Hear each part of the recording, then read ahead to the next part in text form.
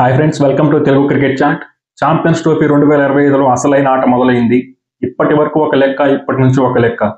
The biggest clash between the two big teams India మరియు Australia మధ్య రేపు semi-final 1 అయితే జరగబోతుంది. ఈ మ్యాచ్ కనుక చూసుకుంటే టీవీలో చూడాలంటే స్టార్ స్పోర్ట్స్ 1 తెలుగు అలాగే స్పోర్ట్స్ 18 ఛానల్ అయితే చూడొచ్చు.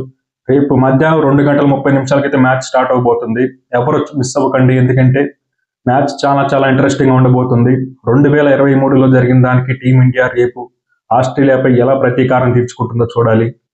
ఇక ఈరోజు వీడియోలో కనుక వెళ్ళిపోతే ఇండియా మరియు ఆస్ట్రేలియా మధ్య హెడ్ టు హెడ్ స్టాట్స్ ఎలా ఉన్నాయి, అలాగే ఐసీసీ టోర్నమెంట్స్ లో ఈ రెండు టీమ్స్ తలపడ్డప్పుడు రికార్డ్స్ ఎలా ఉన్నాయి, అలాగే ఐసీసీ నాకౌట్ మ్యాచెస్ లో స్టాట్స్ ఎలా ఉన్నాయి, అలాగే రేపు మ్యాచ్ లో టీమిండియా ప్లేయింగ్ ఎలా నిలబడబోతుంది, ఆస్ట్రేలియా ప్లేయింగ్ ఎలా నిలబడబోతుంది, ఏ టీమ్ కి గెలిచే అవకాశం ఎక్కువగా ఉంది అనే విషయాలన్నిటిని డిస్కస్ చేసుకుందాం. ముందుగా మన ఛానల్ని మొదటిసారిగా ఎవరైనా చూస్తుంటే దయచేసి సబ్స్క్రైబ్ చేయండి. ఇక వీడియోలోకి వెళ్ళిపోతే ఇండియా మరియు ఆస్ట్రేలియా మధ్య ఓవరాల్ గా ఇప్పటి వరకు వన్డే ఫార్మేట్ లో 151 మ్యాచ్లు అయితే జరిగాయి. ఇందులో టీమిండియా 57 మ్యాచ్ల విజయం సాధిస్తే ఆస్ట్రేలియా 84 మ్యాచ్లో గెలిచింది. 10 మ్యాచ్ల్లో రిజల్ట్ రాలేదు. అంటే ఓవరాల్ గా కనుక చూసుకుంటే ఆస్ట్రేలియా టీం అయితే టీమిండియాని క్లియర్ కట్ గా డామినేట్ చేసింది. అందులో ఎలాంటి డౌట్ అయితే అక్కర్లేదు. అయితే ఈ రెండు టీమ్స్ మధ్య జరిగిన ఆఖరి 10 మ్యాచ్లో కనుక చూసుకుంటే ఇండియా 5 మ్యాచ్లు గెలిస్తే ఆస్ట్రేలియా 5 మ్యాచ్లు గెలిచింది. కాబట్టి రెండు టీమ్స్ అయితే ఈక్వల్ గా ఉన్నాయి లాస్ట్ 10 మ్యాచెస్ లో. అలాగే ఇక ICC tournaments one day world cup plus ICC champions trophy, ఈ రెండు టోర్నమెంట్స్ లో ఈ రెండు టీమ్స్ అయితే ఇప్పటి వరకు 18 సార్లు అయితే ఫేస్ ఆఫ్ జరిగింది. ఇందులో టీమిండియా 7 సార్లు గెలిస్తే ఆస్ట్రేలియా టీం 10 సార్లు గెలిచింది. ఒక మ్యాచ్ లో అయితే రిజల్ట్ రాలేదు. ఐసీసీ టోర్నమెంట్స్ లో కూడా ఆస్ట్రేలియా అయితే పై చేయి. ఇక ఐసీసీ ఛాంపియన్స్ ట్రోఫీలో కనుక చూసుకుంటే ఓన్లీ ఛాంపియన్స్ ట్రోఫీలో ఇండియా మరియు ఆస్ట్రేలియా ఇప్పటివరకు 4 మ్యాచ్లు అయితే ఆడాయి. అందులో ఇండియా 2 మ్యాచ్లో గెలిస్తే ఆస్ట్రేలియా 1 మ్యాచ్లో మాత్రమే గెలిచింది. 1 మ్యాచ్లో అయితే రిజల్ట్ రాలేదు. కాబట్టి ఐసీసీ వన్డే వరల్డ్ కప్ లో ఆస్ట్రేలియా ఇండియాని డామినేట్ చేసినప్పటికీ ఛాంపియన్స్ ట్రోఫీలో మాత్రం టీమిండియాని ఆస్ట్రేలియాని డామినేట్ చేసింది. ఇక ICC one day world cup plus ICC champions trophy knockout matches లో ఈ రెండు టీమ్స్ యొక్క పర్ఫార్మెన్స్ ఎలా ఉన్నాయంటే, ఈ రెండు టీమ్స్ మధ్య ఓవరాల్ గా 6 నాకౌట్ మ్యాచెస్ అయితే జరిగాయి. అందులో ఆస్ట్రేలియా 3 గెలిస్తే టీమిండియా 3 గెలిచింది. మనకి చివరిగా 2023 వన్డే వరల్డ్ కప్ లో ఆస్ట్రేలియా గెలిచింది. అంతకుముందు 2015 వరల్డ్ కప్ సెమీఫైనల్ ఆస్ట్రేలియా గెలిచింది. ఆ తర్వాత అంతకంటే ముందు 2011 వరల్డ్ కప్ క్వార్టర్ ఫైనల్లో ఇండియా గెలిచింది. ఆ తర్వాత 2003 వరల్డ్ కప్ ఫైనల్లో ఆస్ట్రేలియా గెలిచింది. ఆ తర్వాత 2000 మరియు 1998 జరిగిన ఐసీసీ నాకౌట్ ట్రోఫీ టోర్నమెంట్స్ లో మాత్రం ఇండియా గెలిచింది. కాబట్టి ఐసీసీ వన్డే వరల్డ్ కప్ లో ఆస్ట్రేలియా ఇండియాని డామినేట్ చేసినప్పటికీ ఐసీసీ ఛాంపియన్స్ ట్రోఫీలో మాత్రం నాకౌట్ మ్యాచెస్ లో కూడా ఇండియానే డామినేట్ చేసింది. ఇక రేపు మ్యాచ్ జరిగిపోయి దుబాయ్ ఇంటర్నేషనల్ స్టేడియంలో పిచ్ కనుక చూసుకుంటే ఖచ్చితంగా స్పిన్నర్స్ కి అయితే హెల్ప్ ఉంటుంది. ఒక స్లో పిచ్ అయితే ఇస్తారు. మనం చూసాం న్యూజిలాండ్ తో జరిగిన మ్యాచ్ లో, పాకిస్తాన్ తో జరిగిన మ్యాచ్ ప్లస్ బంగ్లాదేశ్ తో జరిగిన మ్యాచ్ తో పోలిస్తే న్యూజిలాండ్ తో జరిగిన మ్యాచ్ లో ఇంకా స్లో పిచ్ అయితే ఇచ్చారు. కాబట్టి రేపు మ్యాచ్ లో కూడా అలాంటి పిచ్చే కనుక ఇస్తే ఖచ్చితంగా టీమిండియా 4 స్పిన్నర్స్ అయితే వెళ్ళాలి. అలా కాకుండా కాస్త బ్యాటింగ్ ఫ్రెండ్లీ వికెట్ కనుక ఉంటే ఖచ్చితంగా 3 స్పిన్నర్స్ తో వెళ్ళాలి.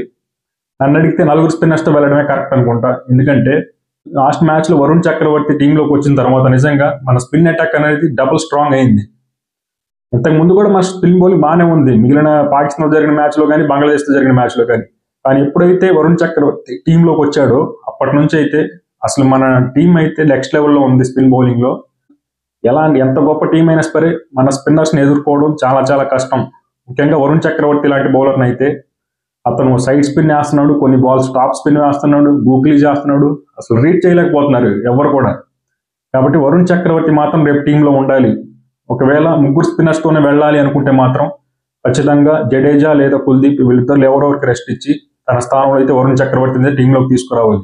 లేదు 4 స్పిన్నర్స్ తోనే వెళ్తాం అనుకుంటే మాత్రం వెళ్ళండి, గుడ్, ఇంకా మంచిది.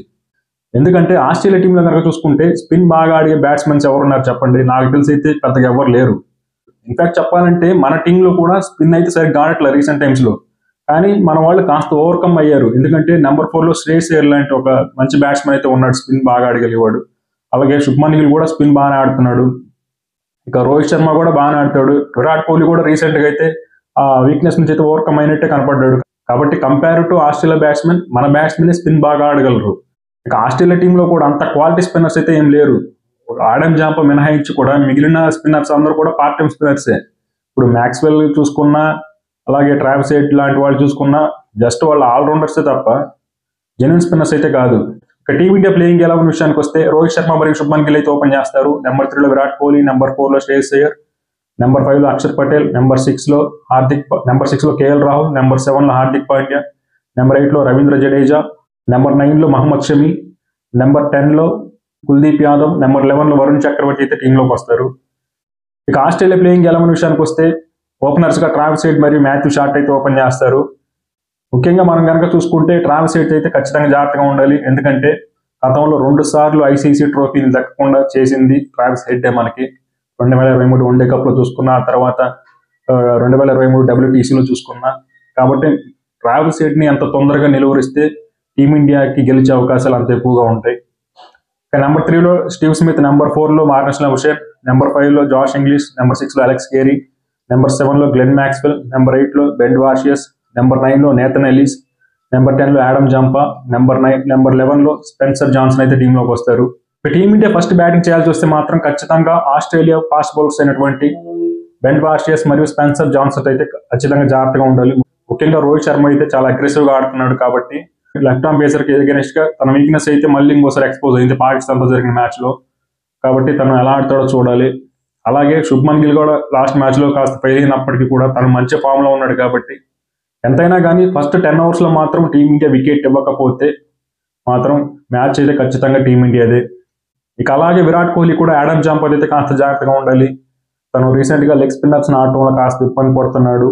అయితే పాకిస్తాన్ తో జరిగిన మ్యాచ్ లో కాస్త ఆ వీక్నెస్ ని ఓవర్కమ్ చేసినప్పటికీ ఎంతైనా ఆడమ్ జంపాకి విరాట్ కోహ్లీ మీద అయితే మంచి రికార్డ్ అయితే ఉంది. గతంలో మొత్తం 13 మ్యాచ్ల్లో 5 సార్లు అయితే విరాట్ కోహ్లీని అయితే ఆడమ్ జంపా అయితే అవుట్ చేశాడు. అలా అని చెప్పి విరాట్ కోహ్లీ రన్స్ లేవా అంటే రన్స్ కూడా ఉన్నాయి, కాకపోతే అవుట్ కూడా చేశాడు. కాబట్టి Virat Kohli versus Adam Zampa battle అయితే ఇంట్రెస్టింగ్ ఉండబోతుంది రేపు మ్యాచ్ లో. అలాగే Kuldeep Yadav versus Glenn Maxwell battle కూడా ఇంట్రెస్టింగ్ గా ఉండబోతుంది.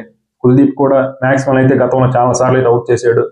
అలాగే ట్రావిస్ హెడ్ మరియు మహమ్మద్ షమి బ్యాటిల్ కూడా ఇంట్రెస్టింగ్ గా ఉండబోతుంది. టాస్ విషయానికి వస్తే టాస్ గెలిచిన కెప్టెన్ ఏం చేయాలంటే ఖచ్చితంగా ఫస్ట్ బౌలింగ్ తీసుకుంటాడు స్టాట్స్ బట్టి కనుక చూసుకుంటే. కాకపోతే ఇక్కడ పిచ్ కనుక చూసుకుంటే సెకండ్ హాఫ్ లో ఇంకా స్లో అయిపోతుంది. కాబట్టి ఇది కూడా ఒక తలకాయ నొప్పి. ఎందుకంటే మనం చూసాం న్యూజిలాండ్ తో జరిగిన మ్యాచ్ లో టీమిండియా బ్యాటింగ్ చేస్తున్నప్పుడు పోలిస్తే న్యూజిలాండ్ బ్యాటింగ్ చేస్తున్నప్పుడు పిచ్ అనేది ఇంకా స్లో అయిపోయింది. దాంతో అది దృష్టిలో పెట్టుకుని ఏమన్నా టాస్ గెలిచిన కెప్టెన్ ఫస్ట్ బ్యాటింగ్ చేస్తాడా లేకపోతే ఫస్ట్ బౌలింగ్ చేస్తాడా అనేది రేపు పిచ్ ని బట్టి డిసైడ్ చేయాలి.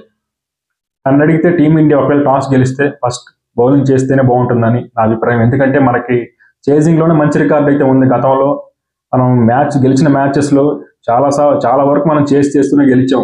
అంతేకాకుండా 2023 వన్డే వరల్డ్ కప్ లో కూడా ఫస్ట్ బ్యాటింగ్ చేసి ఓడిపోయాం. కాబట్టి ఆస్ట్రేలియా టీంకి అది కూడా ఏమన్నా దృష్టిలో పెట్టుకొని ఫస్ట్ టాస్ గెలిస్తే ఫస్ట్ బౌలింగ్ చేయడానికి ఏమన్నా మొగ్గు చూపుతారేమో చూడాలి. ఇక రేపు మ్యాచ్ గెలిచే అవకాశాలు ఏ టీంకి ఎక్కువ ఉన్నాయంటే ఖచ్చితంగా టీమిండియాకి ఉన్నాయని చెప్తా. ఎందుకంటే మన టీంలో ఉన్న క్వాలిటీ స్పిన్నర్స్ సెమీఫైనల్కి వచ్చిన మిగిలిన 3 జట్లలో కూడా లేరు. నిజంగా మన స్పిన్నర్స్ కనుక చూసుకుంటే ఎంత గొప్ప బ్యాట్స్మెన్స్ అయినా అవుట్ చేయగలుగుతున్నారు. వరుణ్ చక్రవర్తి లాంటి వాళ్ళు అయితే అసలు క్లూలెస్. నిజంగా మన స్పిన్నర్సే మన ప్రధాన బలం రేపు మ్యాచ్లో. అన్లెస్ మన ప్లేయర్స్ వరస్ట్గా ఆడితే తప్ప రేపు మన మ్యాచ్ ఓడిపోయే అవకాశం అయితే ఏమాత్రం కూడా కనిపించట్లేదు. కాకపోతే ఆస్ట్రేలియాకు ఉన్న ఒకే ఒక అడ్వాంటేజ్ ఏంటంటే ప్రెజర్ని హ్యాండిల్ చేయటం.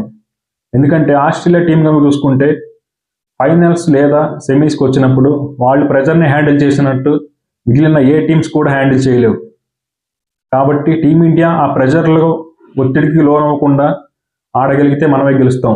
లేదంటే ఆ ప్రెజర్లో పడిపోతే మాత్రం ఖచ్చితంగా ఆస్ట్రేలియా టీంకి గెలిచే అవకాశం ఉంటుంది. కాబట్టి ఆ ప్రెజర్ని టీమిండియా ఎలా ఓవర్కమ్ చేస్తుందో చూడాలి. అదొక్కటి మినహాయిస్తే మిగిలిన అన్ని ఫ్యాక్టర్స్ కూడా టీమిండియా వైపే ఉన్నాయి. రేపు మన మ్యాచ్ గెలవటంలో ఎలాంటి సందేహం అయితే అవసరం లేదు. ఖచ్చితంగా 2023లో జరిగిన దానికి మన ప్లేయర్స్ అయితే రివెంజ్ అయితే తీర్చుకుంటారు అనుకుంటున్నా. మరి చూడాలి ఏం జరుగుతుందో. వీడియో నచ్చితే లైక్ చేయండి, షేర్ చేయండి, ఛానల్ సబ్స్క్రైబ్ చేయడం మాత్రం మర్చిపోకండి.